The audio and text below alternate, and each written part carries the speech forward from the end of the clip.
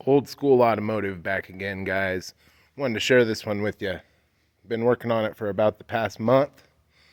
This is a friend of mine's truck. It's a 77 Ford F150. And this one actually has kind of an interesting story to it. He had owned this truck for a long time. It was his father-in-law's. His father-in-law sold it to him, and he had used it as a work vehicle. He owned a carpet installation company. After that, he had brought it to somebody that he knew to replace the engine. And rather than replace the engine, they held on to it so long that they were able to file abandonment and parted it out and left it on the side of the road, completely stripped, no interior, no engine, no transmission, no wheels, no tires, up on blocks, left to rot here in Pueblo, Colorado. Excuse me. Anyhow, another friend of his got a hold of it and brought it back to his shop. Had a 351 modified and an NP 435 transmission sitting there. Went ahead and installed that for him. And right about then is when I come into the picture on this one. The owner called me, wanted me to get it running and driving for him. Didn't have a radiator or a fan. It was just missing some parts. So last January, I went over, that'd be January of 2023. I went over and got this baby running, driving. Everything was good with it. And Chip decided that he wanted a beautifully restored pickup. So since then, this has been through paint and body work, has a new hood, new front bumper, new rear bumper, body work done pretty darn well, and a beautiful pearl white paint job put on it by Garcia Paint and Auto Body here in Avondale, Colorado. Shout out to him. Hit him up, you guys, if you need a beautiful paint job like this one. And after that, excuse the slight mess in here, but brand new seat cover on it. Interior all redone. We still got the steering wheel to go. Sorry about that. New wheels and tires.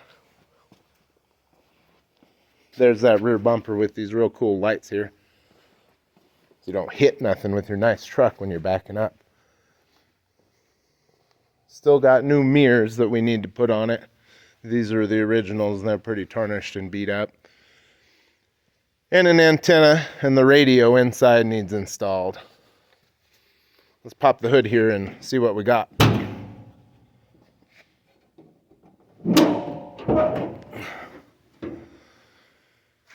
So this is actually my first crate engine that I've ever put together, or rather stuck in something and got it all running. It's a Blueprint 347 stroker. And as far as I know, through all my research and looking with this, there's only two sets of headers that'll fit on this small block in this particular Ford with a manual transmission. I don't know if you can see the Z bar right down there coming across for the clutch, but it kind of makes things a little bit difficult with the headers. This side's not so bad. She's pretty free and clear.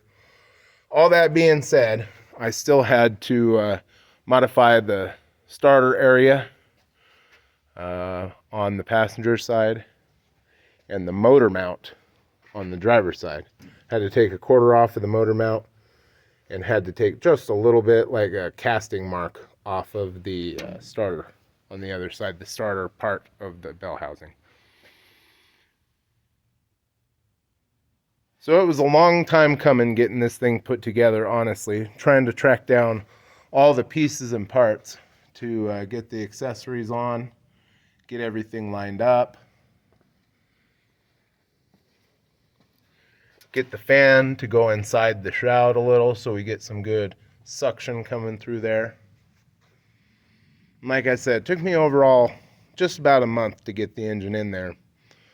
But perhaps the biggest challenge of this whole project has been the transmission, bell housing, clutch area. I was having extreme difficulties finding the parts that I needed. Everything seemed mismatched. I would get a bell housing, it wouldn't have the right pivot for the clutch fork. I'd get a clutch fork, it was the wrong length, or it didn't have a hook on the end of it for the spring. I'd get a throwout bearing, and it would throw all the geometry on the shaft of the transmission out when you push the clutch in. Starters were also an issue. I think I went through 3 different starters before I found the one that would work. 2 different bell housings, 3 different clutches, 3 clutch forks, 3 throwout bearings. And finally, what I landed on is in here. It makes the gear shift. It moves the truck when you let off the clutch.